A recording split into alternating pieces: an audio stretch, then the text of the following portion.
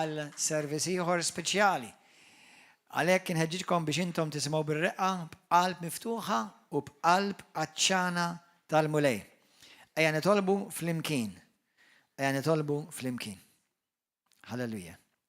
Missi Qadis, nirringrazzjawk tal-privileġġ li nista' nisma' il-kelma qaddisa tiegħek. Mulej għatini widnejn biex nisma', għajnejn spiritwali biex nara. U mulej Qadis grazzi li tgħinni nifhem dak li inti għandek għalija. Illum les biex nirċievi il-kelma qaddisa tal-mulej u għatt iktar ma nerġa' nkun l-istess iktar fis-isem Ġesu Kristu ta' Nażaret. Amen.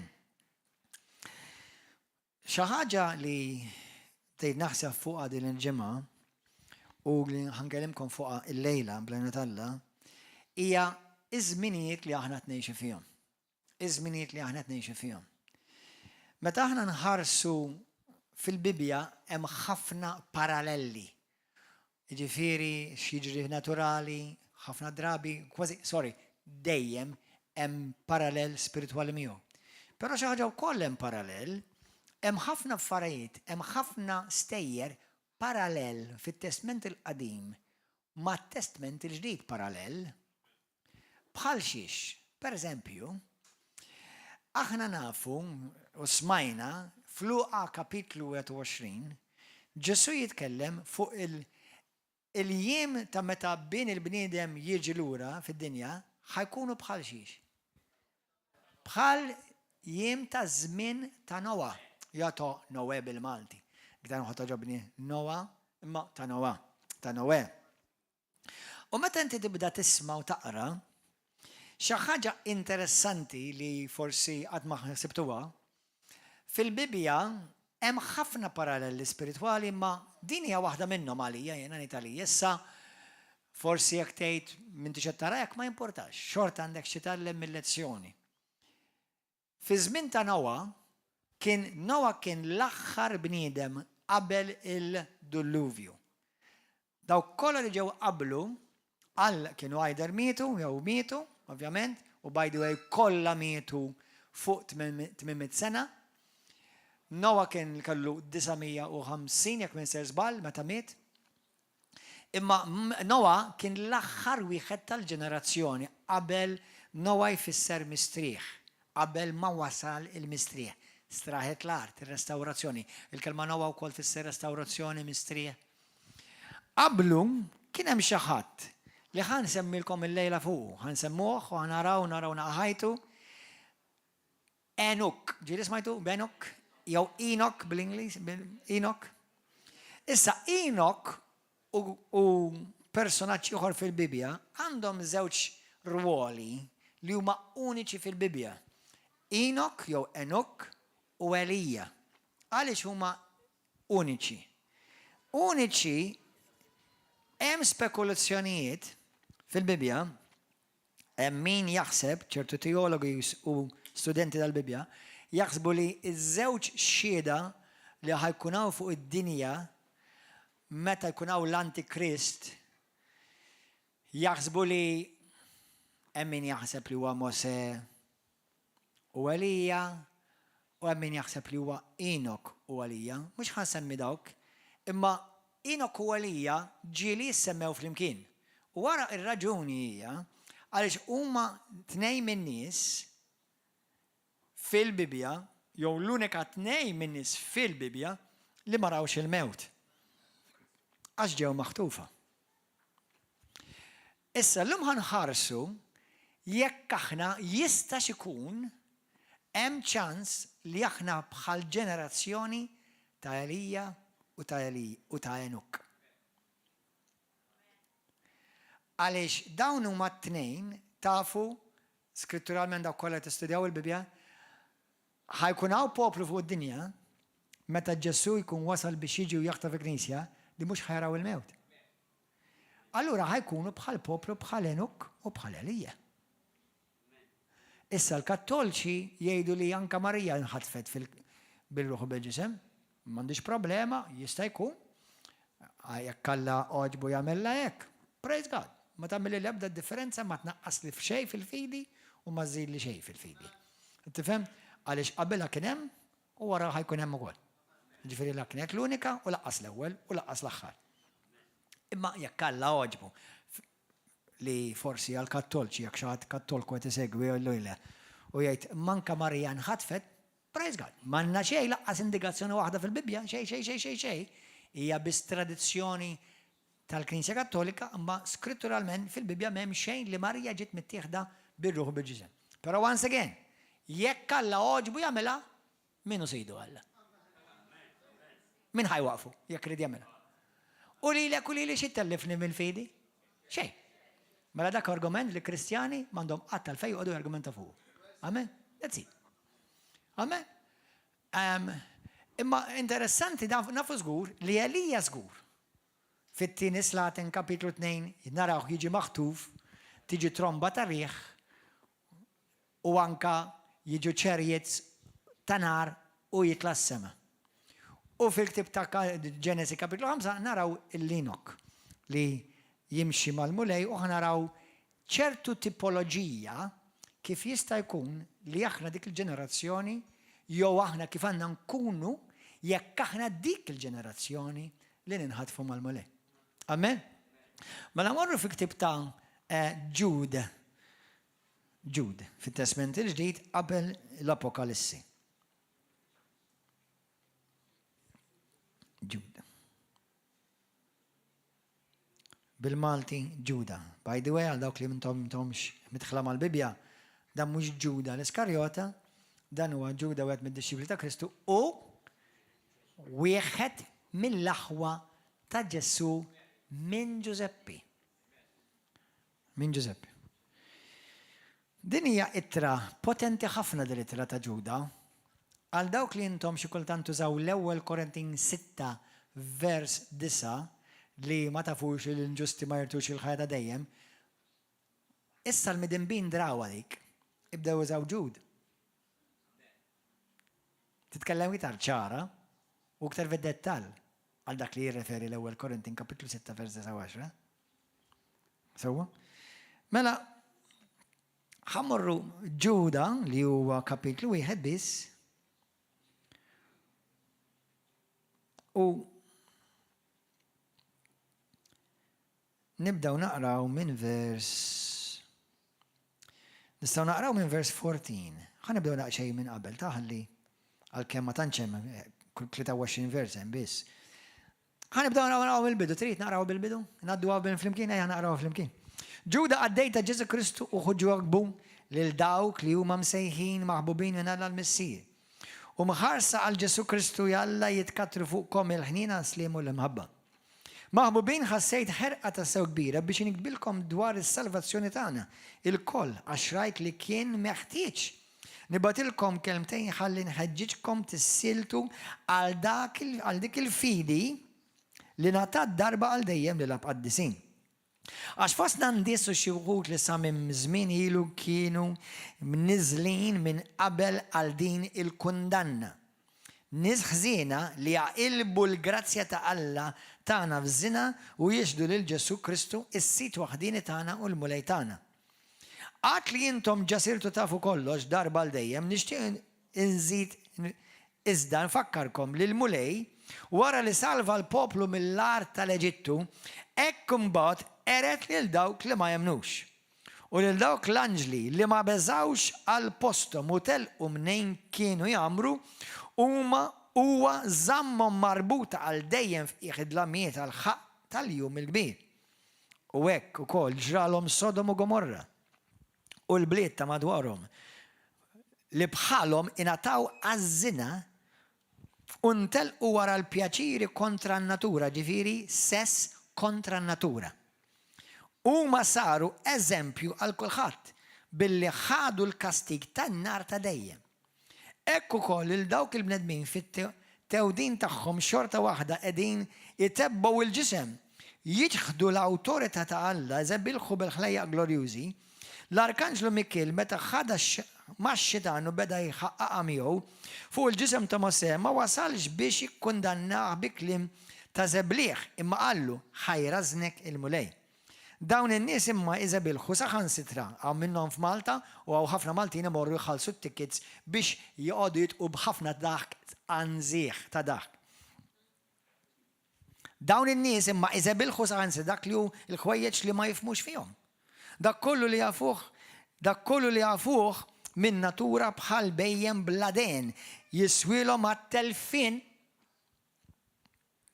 ħażin għalihom. Qabdu triq ta' Kajin għal daqsxejn ta' ħlas intelqu fl-iżbal ta' Balam u nqerdu fit-tixwix ta' Kora. Dawn in-nies huma dbajja għalikom fil-laqat tagħkom għall-ikla tal-imħabba.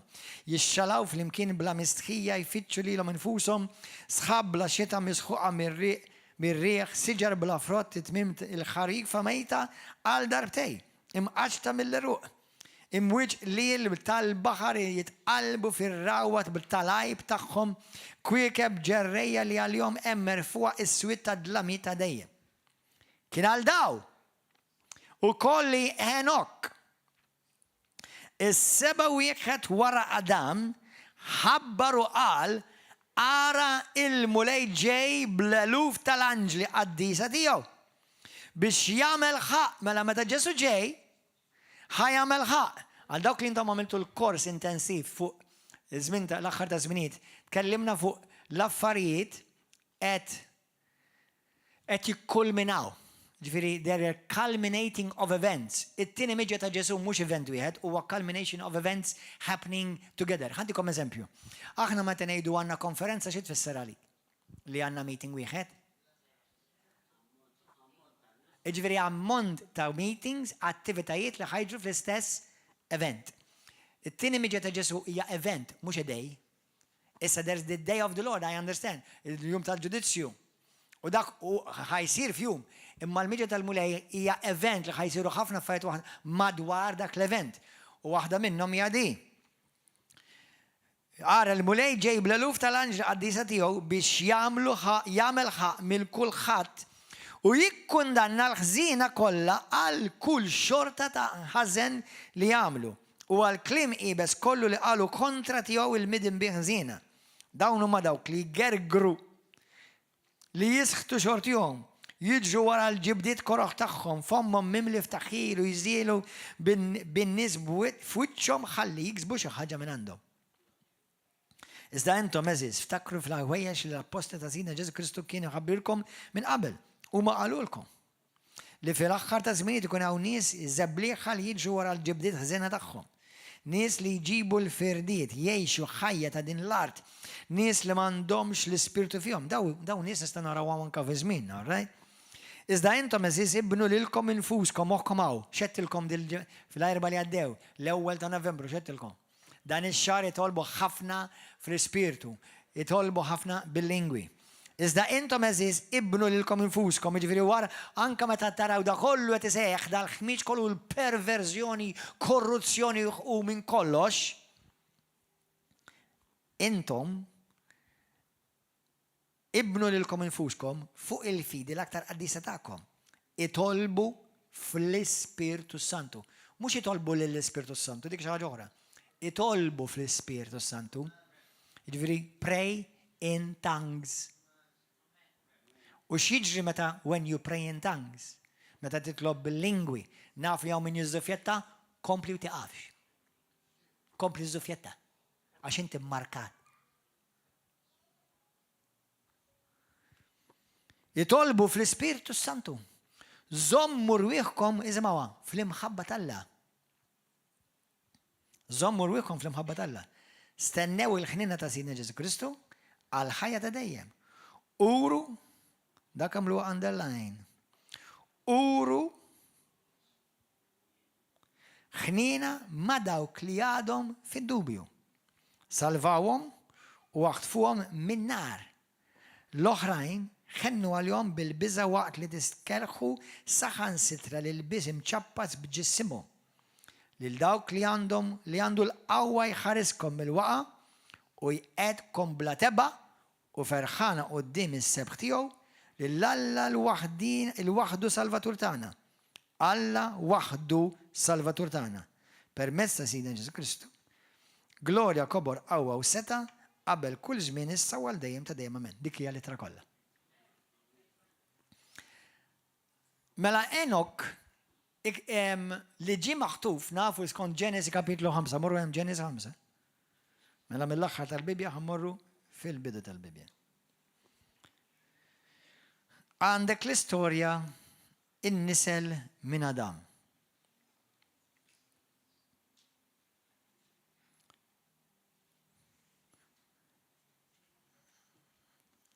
U naraw il-dan ir-raġel u ħanaraw ukoll il-Elija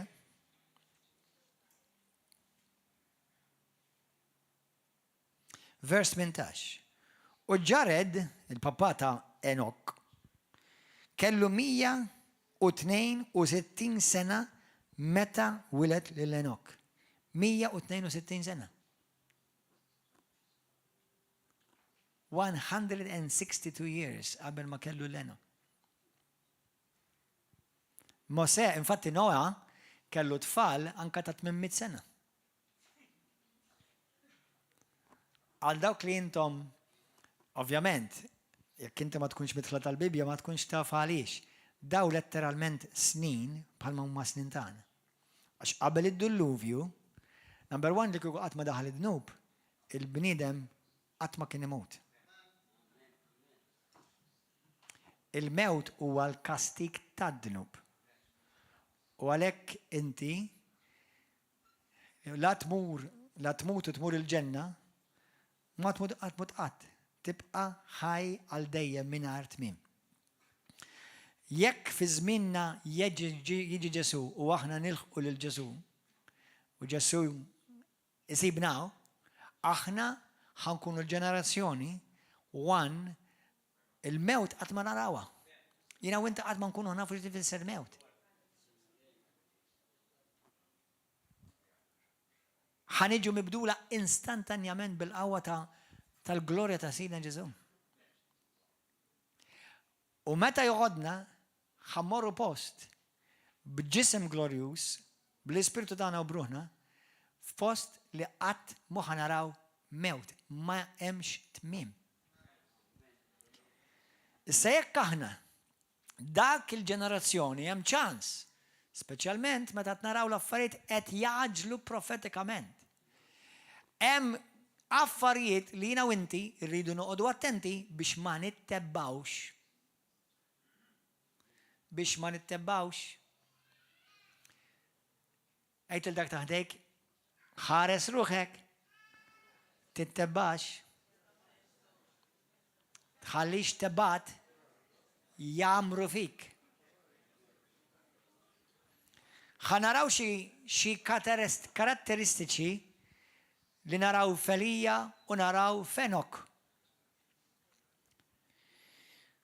Mela, meta Enok kien jgħix, isma' xi ħaġa interessanti bejn daw iż-żewġ ħajjiet hemm ħafna paralleli.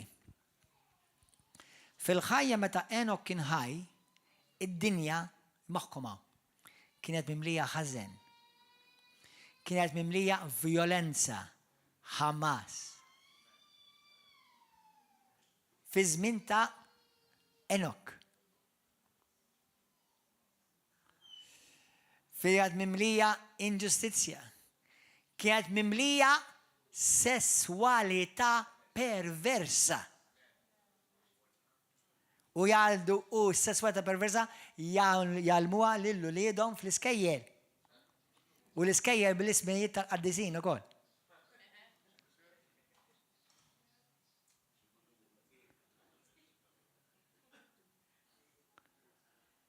Hemm ċans li aħna dik il-ġenerazzjoni, aħna nafu li Ġesu jgħidilna dik is-sija u dak il-jum ħadd ma jaf.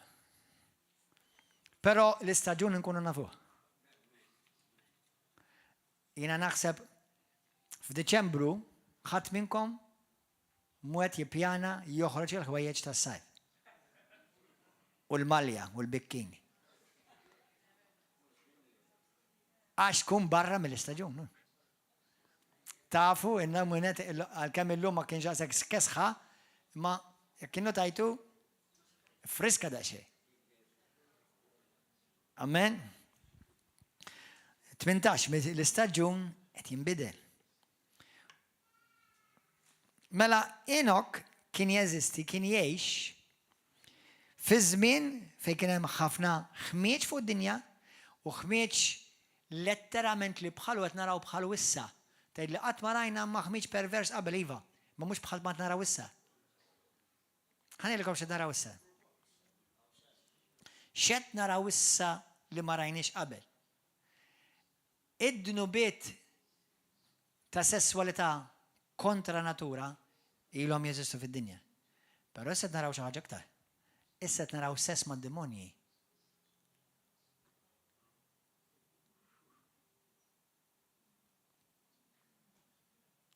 Tgħidli kif, Pastor?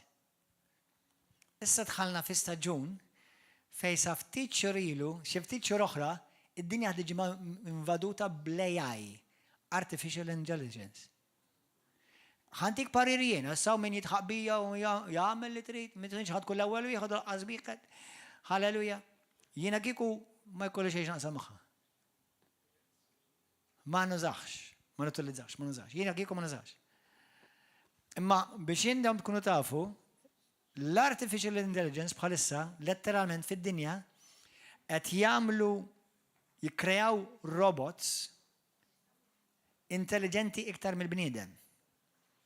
Issa xi ħaġa oħra, mhux ġast robot tal-Mazzengazetta u xejdu l-oħrajn dawk, tal-Goldrake. Kont inħobbhom dawk. Daw robots li jekk trid tista' tordnah mara kif toġob lilek minn barra bil-kurvaturi, bil-kulur tax-xar, kif titkellem. U tista' tagħmel sess ma' dan ir-robot daqsi kieku qed tagħmel ma' mara normali. Jew bil-kontra. Tgħidli mhux diġà kien hawn sex toys qabel, dan issa mhux toy, issa persuna. Imma ħanilkom fejn issa dħalna x-xitan, ma dawn mhumiex xjatin. Ħanilkom fejn daħlu x-xjatin. Semmejtilkom xi xahar ilu u xi wħud minnkom bdejtu saqsuni għax iċċassajtu. Fl-Iskrittura tgħidlek li l-Antikrist jagħmel ġbija, dan l-ġbija jitkellem. U fl-Iskrittura wkoll titkellem kif ħafna ħajemnu din l-ġbija u ħajqimuha. Jista' jkun għax ikunu drawa, għax ikunu raw ħafna bħala. U xi ħaġa normali ssir xi ħaġa normali. Biex inti jekk inti titpoplu jidra xi ħaġa innormalizza. Issa 100% daw l-istess robots ta' AI qed jiġu inkubati bi spiriti mniġsa. B'demonji, letteralment. Allura issa għandna ġenerazzjoni fejn dieħla issa ħatibda tagħmel is-sess mad-demonji. Jista' jkun li wasalna? Ma nafx. Imma l-istaġun żgur qegħdin fih. L-istaġun żgur qegħdin fih. Fil-ktieb ta' Slaten, jekk aħna mmorru l-ewwel Slaten 18,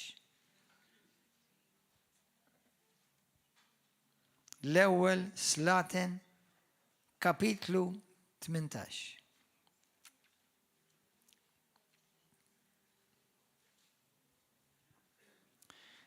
Ġili smajtu l-istorja ta' Ahab u Jezebel. Ġili smajtu għal-istorja ta' Elija. Elija kien profeta li jgħidulu l-profeta tan-nar. Fire, prophet of fire. Huwa kien li dak li niżżel in-nar mis-sema. Xewa, tgħidha xewa? Xewa, bil-mati? Tixwi? Xewa? Kalma stramba xewa. Xewa.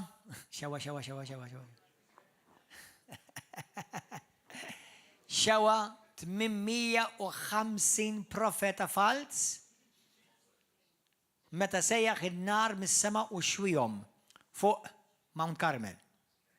Mhux ħattart, imma Izrael. Di l-ewwel naraw daw il-mirakli. Alla uża l-Melija biex pereżempju jipprovdi lil-mara b'mod somporali iż-żejt u l-provvidenza jħallsilha d-dejn. Għajmilha lil-bina mill-mewt. X'għanilkom, aħna kemm min jixtikom kunu bħal Elija li jużak tali qawwa tal-Ispiritu Santu l-mulej. Jista' jkun li jekk aħna dik il-ġenerazzjoni u qed jindika ħafna din il-ġenerazzjoni li jista' jkun din il-ġenerazzjoni li Elija kien kontu tafu di darba tilkom ftit ilu, ma nafx minn minnkom jiftakara. Elija kien jgħix fi żmien tal-iktar gvern korrott ta' żmienu. Tgħid li qed tgħid tal-Malta? Le, Malta eċċezzjoni mhux Malta. Malta qaddisin jimxu fl-art għandna. Imma qed ngħid għall-gvernijiet tad-dinja kollha u Malta inkluż. Il-gvern li Elija kien jgħix fi żmienu kienu jobodu lil Alla, kienu jippersekwetaw in-nies tal-Alla, kienu jattakkaw in-nies tal-Alla. Illum stess żewġ aħwa li evanġelizzaw fit-toroq ġew imtellajn fil-qorti, ħajjiġu mtella l-qorti f'Malta, taf għaliex? Għaliex wieħed qal fuq il-Facebook Alla jaf min huma tiegħu. L-ispettura letteralment qaltlu għalhekk ġejt imtella l-qorti. Alla jaf min huma tiegħu. Xi ħadd ħalih u rrapportah il-gvern. U l-oħra ġiet imtella l-qorti, ħadd iġi imtella l-qorti, għax mid-dera sewa fuq is-sesswalità u qaltilha jien għandi fil-familja tiegħi li kienu nies li kien fil-familja tiegħi qalet il-mara fil-familja tiegħi jiena kelli tfal tiegħi stess li kienu fil-lesbjanizmu ma baqgħux illum għandhom partners u minnhom iż-żewġin. U għax qalet hekk tellaw għall-qorti ħajtellgħu f'Malta. Fl-istorja ta' pajjiżna ta' 2023-24. Mela aħna qed ngħixu fi żmien fejn għandna gvern pupazz ta' 4 min nies perversi jibbulijaw lilkom. Il-dawk kollha li jgħidu li huma ta' Kristu. Basta għandna Ministeru tal-Gwaljanza, ma minflok huwa Ministeru tad-Dominanza. Mhux veru gwaljanza? Għid il-Matthew Grek ara kux gwaljanza? Jekk hemm kienu ugwali miegħu.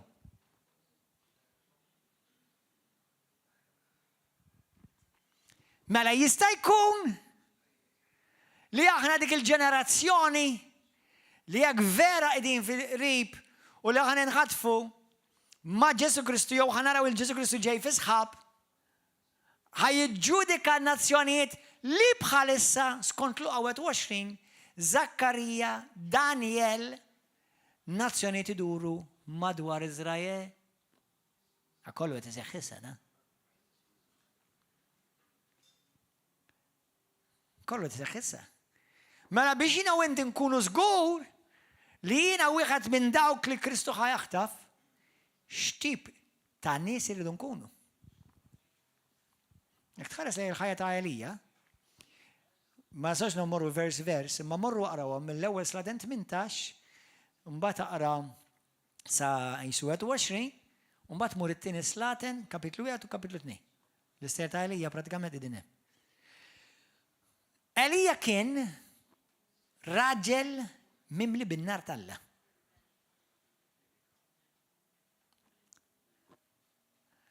Elija kien, il-Bibja tgħidlek, Elija kien jgħix fil-preżenza tal-Alla.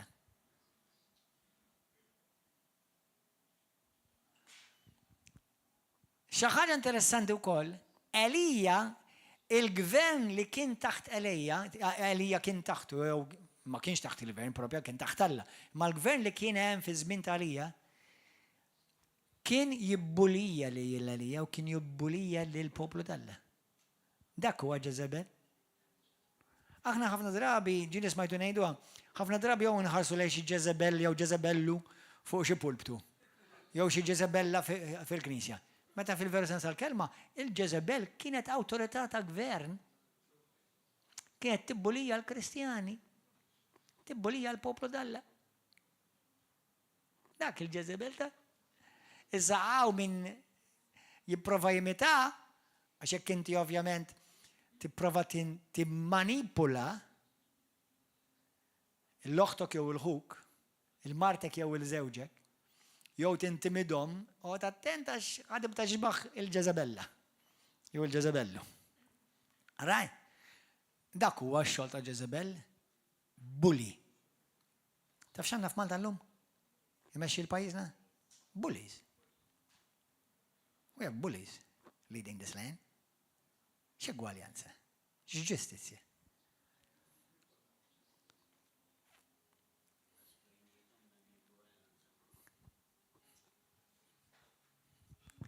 U inti kif ħatamel?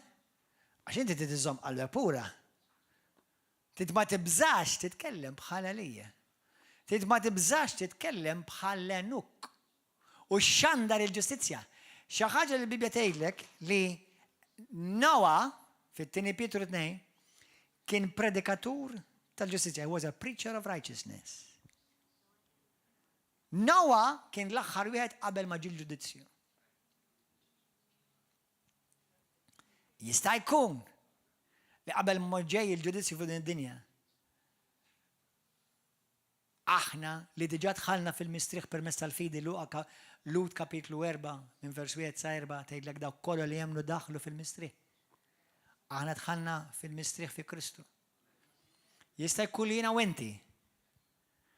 Aħna dawk in-nies li Alla tgħidlek jekk aħna vera l-aħħar ġenerazzjoni xandar bla biża. Tħalli l-ħadd jimmanipulak u jintimida. Tkellem il-verità. Ara ma taħsibx li Alla mhux qed jaħdem. Alla jaħdem. X'kien jagħmel Inok li tant oġbu lil Alla? Ġenesi 5. Are you okay, boys? Qed titgħallmu xi ħaġa? Amen and girls. Ġenesi 5. Alleluja. Vers 21. Enok kellu 55 sena meta wilet lil Matusla. U Enok kien jimxi malla. Wara li wilet lil Matusla għal 300 sena oħra u wilet subin u bniet. U kien il-jum kollha li jgħix Enok 350 u 60 sena. U Enok kien jimxi sewwa ma' Alla u ma derx aktar għax ħadu Alla. Dik il-kelma kien jimxi sewwa ma' Alla tfisser kien jimxi b'mod intimu mal-mulej. Kellu intimità mal-mulej. Kien jimxi close mal-mulej. Għal dawk l-eżis kattolċi il-quddisa ta' darba fix-xahar, jew darba fil-ġimgħa, jew darba fis-sena tal-miliet jew tal-għid biex tmur teħlisa is not gonna cut it. Għal dawk il-Kristjani li intom tiġu l-Knisja meta biss intom għandkom xi problema, jew għax m'għandekx tagħmel, jew għax sforzatek il-marja u sforzatek ir-raġel, m'intix qed timxi b'intimità mal-mulej. Dawn huma nies li tant ixxenqu għal Alla li Alla belaħħom.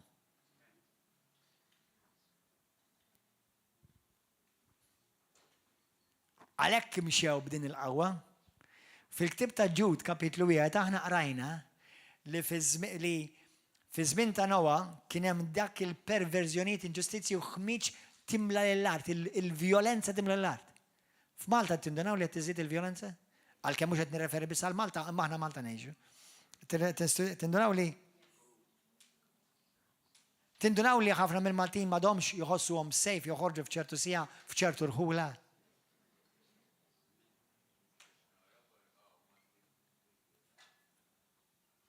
Il-vjolenza qed tiżdied. Avolja xi ħadd qal Malta qed tisbieħ. Nafx naħseb li tifisser. Forsi ħalli nkun fair. Sabiħa meta tara triq irranġata, sabiħa veru ktar. Meta tara bini u ġnien mamul pulit, xi ħaġa vera żbaħ. Imma dak ma tagħmilx pajjiż, ma tagħmilx poplu serju da. Sbieħ dawk kollha, imma li kieku vera ugwaljanza f'Malta kieku, li kieku vera nsaħħu vera il-familji ta' mara raġel u tfal, hemmhekk isir mara Malta sabiħa. Mela l-tfal irdu narmuhom u npoġġu fuqhom u nibbuljawhom il-perverżjonijiet. Taf kemm żdied il-bullying f'Malta?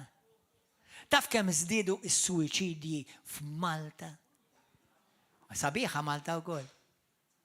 Min li ma bartijiet tara Malta sabiħa? Għax tellajna xi hotel sabiħ. Praise God. Sabiħ il-hotel li ma bda jsir. Sabiħa Malta wkoll kull restorant li hemm bil-forsi titkellem bil-Ingliż jew bl-Ingliż mawweġ jew bit-Taljan jew bl-Ispanjol. Kull rispett lej il-barranin li nħobbu xorta. Ma intom il-barranin ħajdilkom xi ħaġa llum, bimħabba ngħidilkom. Jekk intom tgħixu Malta talmu l-Malti. Love you, but learn Maltese. Number one, jekk inti vera ta' Kristu, u nemmen li ħafna minnkom vera ta' Kristu, how are you going to reach the Maltese if you're in Malta? You must reach the Maltese. Jiena nemmen li kull minna, per esempio, a dear sister there that just prayed for her, I believe you're here on a mission. Not just for a job. Amen? So you're going to be speaking Maltese soon. Mela, I don't hate her, of course not. I don't hate foreigners. But I don't like it when in Malta I go out and I can't even speak my own language. And with all due respect, with some foreigners, they don't even speak English. Then you have to figure out what language they are going to pick up. Taf ġili mort restaurant u jkolli għabtit nitlaq il-barra. Għaz l-Inglis ma jafu jitkellmu. Għax nirringrazzja l-Alla jiena Pastor Gordon Ġamman xi jitkellem 6 lingwi. Maltese language, English language, Italian language, Spanish language, angelic language u body language.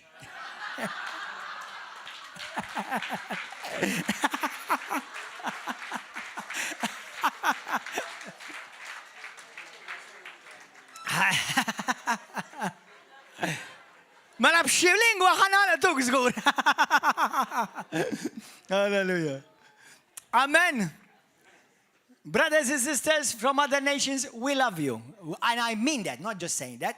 Of course I love you. Of course I love you. But I'm going to tell you something. If you believe you're on a mission, learn Maltese. Learn Maltese. Amen. Hallelujah.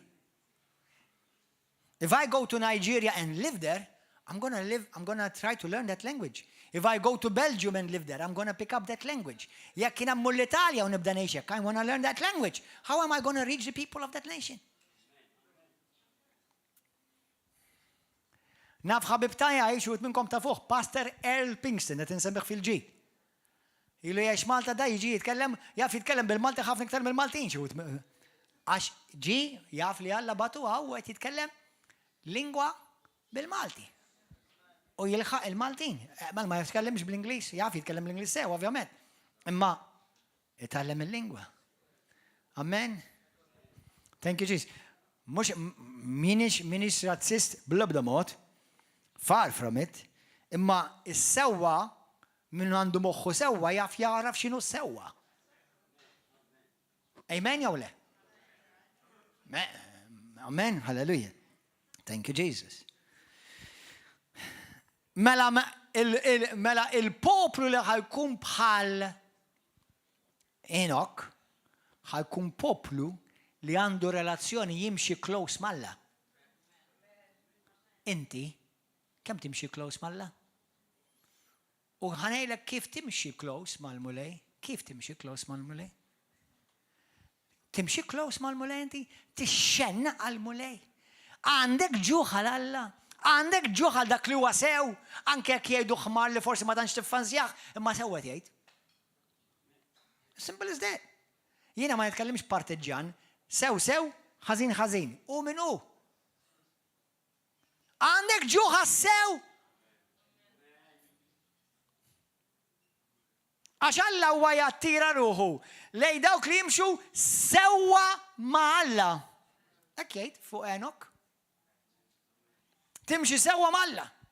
Tista' timxi sew jekk inti żomm offens f'qalbek kontra ħuk u kontra oħtok. Tista' tħossok taħseb li inti tkun sew jekk ikun hemm nuqqas ta' maħfra kif tkun taf li inti ħfirt? Kif taf li jiena ħfirt? Inti kif tkun taf jiena kieku pereżempju jekk Mario waġġani, kif inkun naf li jiena ħfirtlu? Mhux għal ma nħoss xejn, ma nimxiex bl-ebda ħass, il-ħass bħalissa tgħix kemm qed nikol minnu. Irid immur fuq Mario, għax fil-testament ġdid ħafna jinsew. Il-bieraħ kellna meeting ta' 8 pastors, grazzi mulej. Ntqajna flimkien, tlabna flimkien, kilna flimkien, jiena kiel żewġ platti u ma kielu wieħed. Għax jiena nemmen fil-double portion.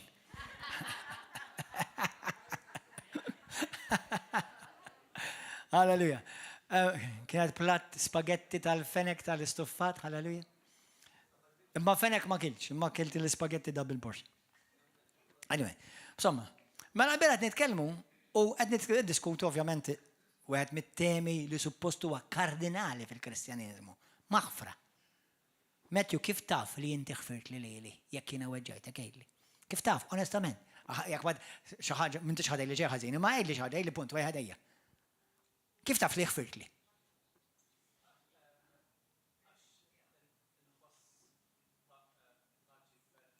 Tħoss paċi u ferħ? Le, ma jiena ma nafx li inti tħoss il-paċi u l-ferħ, dak xe tħoss inti. Imma inti kif tajjeb li tħoss il-paċi u l-ferħ, ma xikta. X'inhi? X'inhi? Ħafna Kristjani jinsuha dik hija ċavetta biblikament skont it-talim ta' Kristu mhux jiena ħfirtlek baj, jiena ħfirtlek u rrikonċiljajt. Għal dawk il-koppji li titlaq ir-raġel u titlaq il-mara. Sewwa x'issa spiċċajt u x'issa ddejjaqt. You can't! Jekk tgħid li inta Kristu. Għas issemmija ma għandek toħroġ minn fomok. Għax jiena u l-mara jekk ikonna xi ngħidu, mhux inbilli ngħid ġo qalbi ħfirtilha jew tgħid li ħfirtlu. Żgur ħanejlek meta taħfer għalik tetta ġid. Inti tirrealizza li meta taħfer inti l-ewwel bindem li qed iggwadanja minn dak il-maħfra huwa inti. Imma li ħfirtlu f'qalbek mhux biżejjed. Trid tmur tgħidlu ħfirtlek u nirrikonċiljaw għax Ġesu tagħna l-Ministeru ta' rikonċiljazzjoni. Mela meta jiena ngħid ħfirt, jiġifieri ħfirtlek insejt u għadda.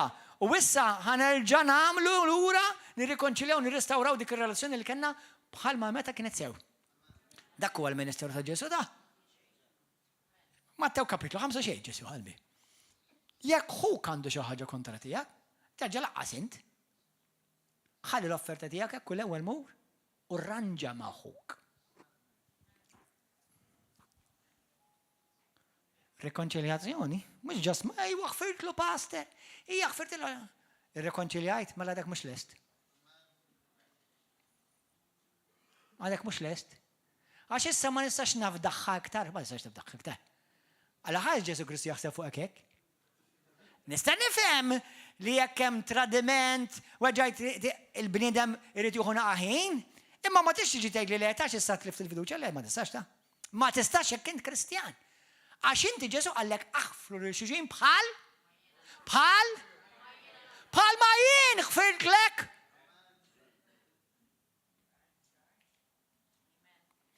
Kemm differenza minn xi ħut li jużaw l-iskuża ta' iva ħfirtlek milli kif ħafer Kristu vera? Mela tindunaw li ħafna Kristjani they may miss it. Għax inti tibqa' close ma' Kristu b'qalbek safja u pura.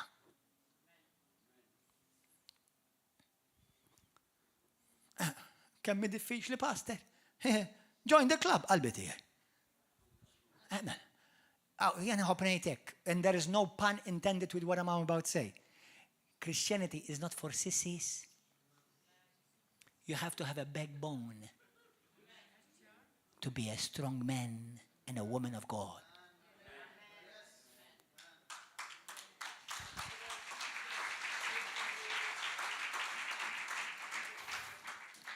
Amen aħwa? Xiktar xi ħaġa li toġobni fuq din it-talim hija li mokka ma' aħwa il-poplu li jixbaħ il-Elija u l-Enok, tafx kienu jagħmlu? Tafx ħajkunu? Umma dak il-poplu li kapaċi jinizlu s-sema fuq l-art. U dak il-poplu mhux joperaw minn fuq l-art lej sema, imma dak il-poplu li jimxi f'tant revelazzjoni u closeness u intimità malla li s-sema inizluha fuq din l-art. Għax huma joperaw mis-sema biex inizlu s-sema fuq l-art. Dak huwa l-poplu li il-poplu li jibaħ il-Enok, il-poplu li jibaħ il-Elija. Għalhekk imbagħad tibda topera fis-sopranatural? Għax inti tgħix fis-sopranatural? Għax inti bħalma tgħidlek Kolossin kapitlu 3 vers 1 sa 3. Jekk intom irxuxtajtu ma' Kristu, mela komplu aħsbu fuq l-affarijiet tas-sema. Fejn issa qegħdin intom ma' Kristu irxuxtajtu miegħu. Poġġu ħsibietkom, bl-Ingliż jgħidlek put your mind on the things above. Poġġu ħsibietkom fuq l-affarijiet tas-sema, mhux fuq l-affarijiet tal-art. Aħwa, jekk jiena u inti ħanħallu d-distrazzjonijiet banali itelfuna, ħanitilfu dak li hemm ħafna ola lest għalina. Jiena rrid ngħix b'moħħi ħsibieti f'affarijiet tas-sema. Għax bekk minn biss nista' nkun xi tip ta' ġid għal din l-art. Kif ħaġġib profesija lej bniedem li għandu kelma għandu bżonn kelma minn tulmini? Kif ħaġġib kelma ta' fejqan? Kif ħaġġib kelma ta' word of knowledge or word of wisdom? Kif ħadkeċċ id-demonju jekk inti ma toperax fis-sema? Id-demonju huwa fuq l-art. Skorpjuni, srib, kreaturi tal-art. Aħna għajkli jaqbad is-serpu jitellaw fis-sema u jitilqu jissabtu. Halleluja. Amen. Mela jiena u inti jekk aħna nkunu vera bħal dak il-poplu ta' Elija, Enok, irridu nkunu poplu intimu mal-mulej. Poplu li ma jħalli xejn iħassar li qalbi. Xejn! U turrun opportunitajiet ħajkollok kuljum. Facebook, Twitter, X, Instagram, xiktar, TikTok, televizjoni Maltija, One, Net, kollha f'xibka waħda. Kollha xi ħasrek. Affetta d-dinja jħasrek, affetta d-dinja jħasruk. Fadet tad-dinja jekk timmeditom jerġgħu waqqawk fil-livell fejn id-demonju jaħkem fuqek. Minflok inti taħkem fuq. U hija ma ssirx awtomatika. Li jiena nimxi mal-mulej biħsibiet fis-sema u jiena spiritualment aware x'qed isir madwari, it-tfal tiegħi jiena ngħidulhom hekk. U ħanejtilkom it-tfal tiegħi intom hemm. Ejxu aware ta' ċirkustant, ta' what surrounds you. Mokkom għamentom it-tfal. Iż-żgħażagħ. Live aware of your surroundings.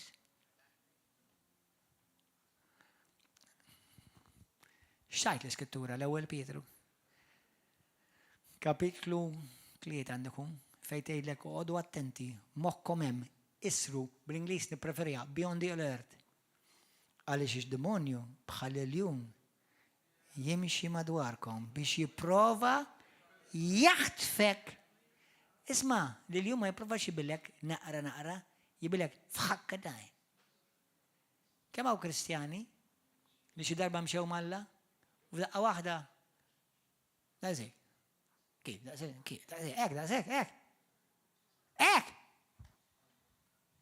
Mela inti m'intix aware tal-battalja spirituali li tal-għaddu li hemm, ma nafx kif jgħidha bil-Malti, that seemingly lion, not a real lion, that seeming lion prowling around, he is finding looking for an opportunity to l-Bibja tgħidlek mhux biex jigirfek, to devour you. Jibilek.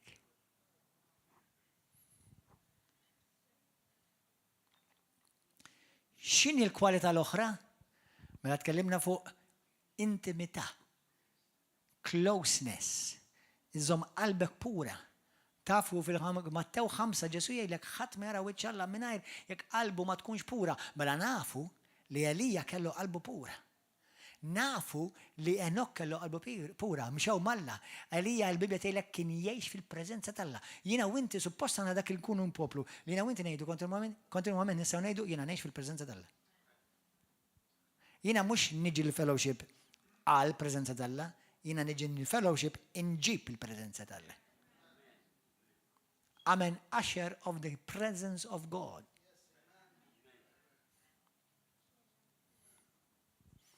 Tilet ħaġa li suppost aħna midħla taħħafna. Fi ktieb tal-Lut kapitlu 11, morru hemm. Lut 11.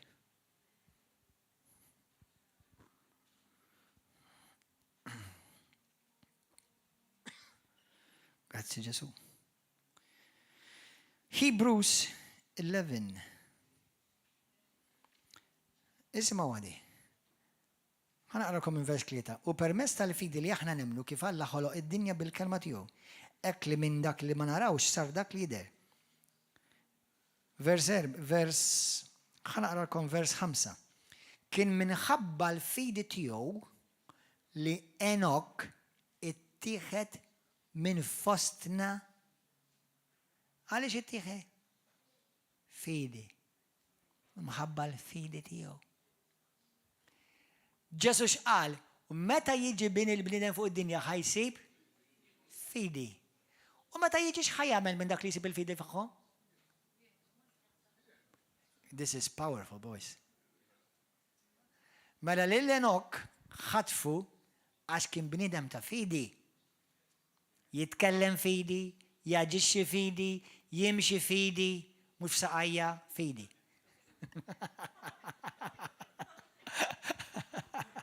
Fidi.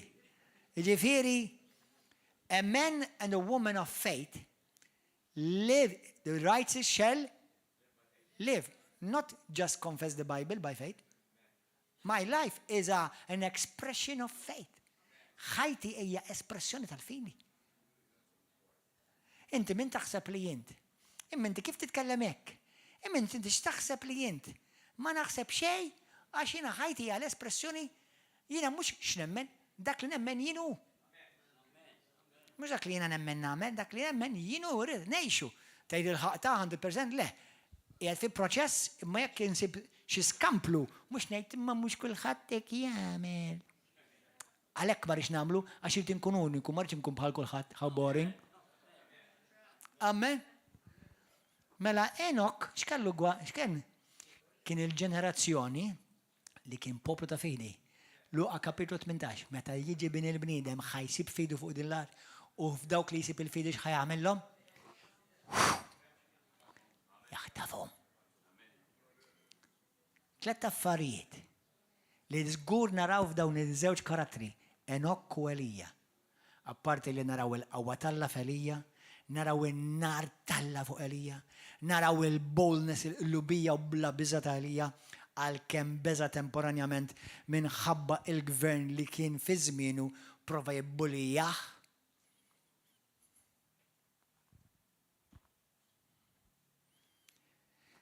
Ma Alla għallu minn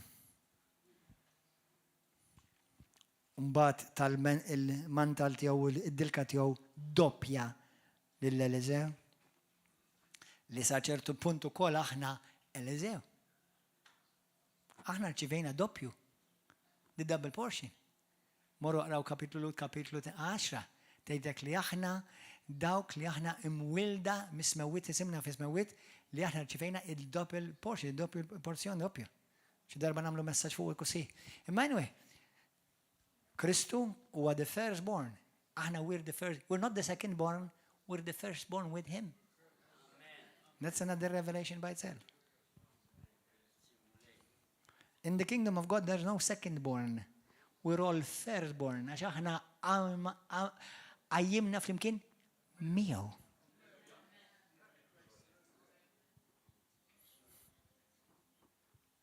Għattifhom? Elija kien bniedem ta' fidi. Enok kien bniedem ta' fidi. Elija kien bniedem ta' qlubija. Enok kien bniedem. It-tnejn għexu fi żmien fejn il-korruzzjoni kienet ma' kull imkien, il-ħmiġ u l-perversjoni kull fejn tħares. Imma x'għamel il-mulej? Iktar ma dalam idlam, iktar poġġa d-dawlu l-qawwa tiegħu fuq il-poplu tiegħu. Illum ħantikom din it-twissija. Proteġġi qalbek. Proteġġi qalbek. Jekk tgħid li jiena naħfer m'hemmx li vera taħfer. Vera u taħfer kif jaħfillek Kristu. Taħfer kif jaħfillek Kristu. Imxi close mal-mulej b'intimità. Irid ikollok intimità kuljum mal-mulej. Titqatta ħin mal-mulej. Forsi tgħid li ma tantx ikolli ċans pastor għax jiena naħdem ħafna sigħat. Mela qatta ħin mal-mulej fil-karozza. Alla għandu liċenzja. Ġast talaq xajnej. Eżatt. Amen. Imxi fl-imħabba. Number one biex ikollok imħabba ġenwina, biex vera tkun imħabba ġenwina, l-ewwel imħabba tkun lejn Alla. Anzi, hemm xi ħaġa oħra qabel dik. Biex ikollok imħabba ġenwina, l-ewwel tittaraf l-imħabba tal-Alla lik. Mbagħad tħobb l-Alla, tħobb mbagħad lilek innifsek, u jekk tħobb lilek innifsek, in żgur ħad tagħmel dak li huwa l-aħjar għalik għax inti ma tikollok l-ebda teba' ma tix tittebba fl-ispirtu. Ma rrid ikollok xi ħaġa li x-xitan jakkużak fuqha. Amen, aħwa? Għalix, għaxa kolla kompromessi. It will jeopardize your calling over your life. It will jeopardize the power of God over your life. It will jeopardize whether the devil will oppress you or run away from you. Kif tgħidha jeopardize? Xejn. Tipperikola il-qawwa li tista' timmissja l-qawwa tal-Alla fuq ħajtek. Tikkomprometti li l-għajdu jista' jkollu xi erja fejn fuq xiex jakkużak. Jipponta subaħ lek. Jekk inti żbaljajt, itlob maħfra ġenwina mill-mulej u l-mulej ġenwinament jaħfillek. U tiġi maħsul minn kull nibi minn kull deba. Ħatimxi malla bis-sewwa.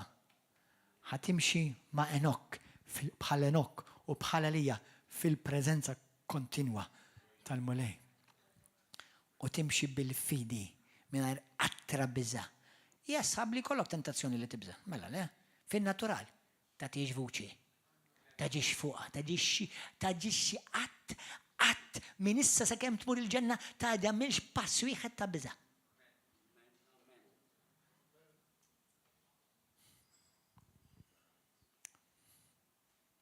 Amen.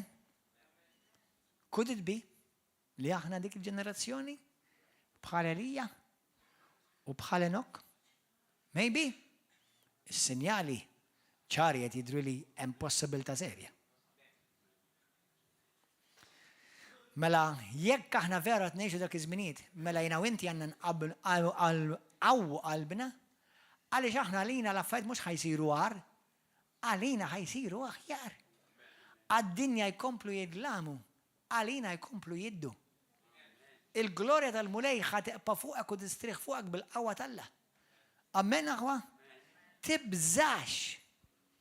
Dak li rrid li id-demonju jagħmel, jibbulijak u jipprova jintimidak.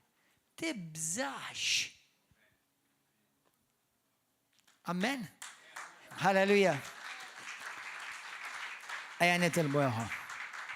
Itlob, tkellem mal-mulej minn qalbek. Imxi fl-imħabba. Imxi bil-fidi. Imxi f'intimità mal-mulej. Jekk tħobb vera. Jekk ħatemmen, emmen vera. Jekk ħatimxi close mal-mulej, kun vera close mal-mulej.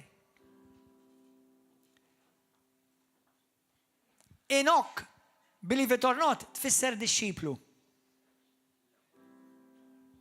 Elija, Jahwe u Alla tiegħi. Xejrid minna l-mulej? Li nkunu disċipli, id-disciplinati, committed mhux tal-Mickey Mouse, vera. Għallu inti ma tizbaljax. Nizbalja xi kultant.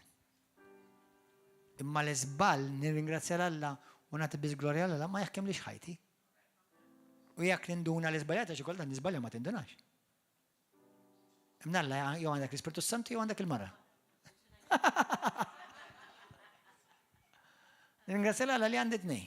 Anzi llum il-mulej bat li żewġ anġlu wkoll, bat li il-profeta Ġoseja u l-profeta Mikajas biex xi żgur ma nimmissjajiex minn imki. Għax jekk ma tgħidli xi ħaġa l-mara tgħidli daddy. Ma praise God, it's okay. I don't mind. I'm not claiming perfection in me. I'm perfect in Christ bħal kollha kemm minnkom. Aħna perfetti fi Kristu. Imma qed nikbru nimmaturaw. Imma ma niskużawx il-ħażin u ma nakkomodax il-falliment. I will not accommodate failure in Jesus' name. Victory is my DNA. Victory is my destiny in Christ Jesus. Amen. Il-vittorja hija DNA tiegħek. Il-vittorja hija destin tiegħek fi Kristu Ġesu. Alleluja! Amen. Ejja nbaxxu rasna u nitolbu aħwa. Ħadtu pjaċir? Tallimtu xi ħaġa lejla? Kelmek x'imkien il-mulej. La l-mulej kelmek. Tinjorax il-vuċi tal-mulej. Tinjorax il-mulej. Inti fejn inti il-mulej uħobbok. U di mhix messaġġ tal-biża', ma messaġġ biex inti tersa iktar qrib il-mulej. Tagħmel skużi. Takkomodax il-ħażen, takkomodax il-mart, takkomodax it-telfin, takkomodax il-falliment, takkomodax l-għala affarijiet. ħajkollok tentazzjoniet minn kull naħa, fizikament, mentalment, spiritualment, imma jina u inti imsejħa biex inkunu rebbiħa fi Kristu. U xi kultant trid tieqaf, xi kultant tiġġieled. Tiġġieled billi titlob, tiġġieled kontra l-ġisem billi ssum. Amen. Kuljum, il-lejla minn ħajoħroġ minn hawn irridek jalla kun kapaċi tgħid bejnek u bejn Alla u bejnek u bejn nifsek tgħid illum jiena ħriġt minn hawn iktar close mal-mulej. Illum jiena llum ħriġt safi, mnaddaf, maħfur, imġedded għal Kristu. Għax jekk aħna din il-ġenerazzjoni, jiena u inti rridu nkunu bħal Enok, bħal Elija, ninħatfu u bħalhom aħna ninħatfu. Jekk hawn xi ħadd li passer dil-kelma kienet għalija llejla, hawn xi ħadd tolli idejk. Hawn xi ħadd kun onest. Kun onest. Jiena nista' nolli idejja. Ngħidlhom. Onestament, kull messaġġ li jiena nippretka, l-ewwel ma nippretka għalija. Alleluja. U minn qalbek għejd it-talba warajja. Hawn xi ħadd illejla forsi jixtieq jagħti ħajtu lil Ġesu għall-ewwel darba. Bis-serjetà ma. Mhux biex tiġġojnja xi reliġjon u laqqas biex tiġġojnja River of Love. You are welcome, nuħdu pieċi narawk, imma mhux biex tiġġojnja, ma biex tiġġojnja s-saltna ta' smewit, biex tkun salvat, biex ikteb ikun miktub, ismek ikun miktub fil-ktib tal-ħajja. Da tittamlu inti da tittamel għażla. Tittamel għażla u biex tkun salvat, imwieled mill-ġdid u verament ta' Kristu. Għaw xi ħadd lejla jgħidli pastor, jiena nixtieq nagħti ħajti l Ġesu Kristu minn qalbi llum għall-ewwel darba, għaw xi ħadd tolli idejk. Għaw xi ħadd, kun onest. Tagħmilx għal ħadd ieħor jew tistħi ma tagħmilx għal xi ħadd jarak. Għaw xi ħadd tolli idejk. Għaw xi ħadd. Għaw xi ħadd illejla jgħidli pastor jiena hemm bżonn inġedded ħajti mal-mulej. Il-mulej għażiltu ma għandi bżonn noħodha bis-serjetà u nagħmel tiġdid tal-weda tiegħi mal-mulej. Għaw xi ħadd jixtieq jagħmel tiġdid. Tagħmel tiġdid mal-mulej. Għolli idejk. Għaw xi ħadd. Kulħadd jitlob barajja minn qalbek. Daw kollu intom fuq Facebook, televizjoni. Ismaw ejdu t-talba warajja. Illu missi qaddis. Grazzi tal-kelma tiegħek. Ġesu. Iġbidni qrib tiegħek mulej. Iktar minn qatt qabel mulej. Bil-qawwa tiegħek u bil-maħnina tiegħek, bil-grazzja tiegħek. Irid ngħix bil-fidi u Alla qadis. Ma rridx inħalli l-ebda biża taħkimni, l-ebda qatra ta' biża taħkimni. Irrid nimxi bl-imħabba ta' dak li inti ħabbejtni biha. Irrid naħfer bħal ma ħfirt li jien.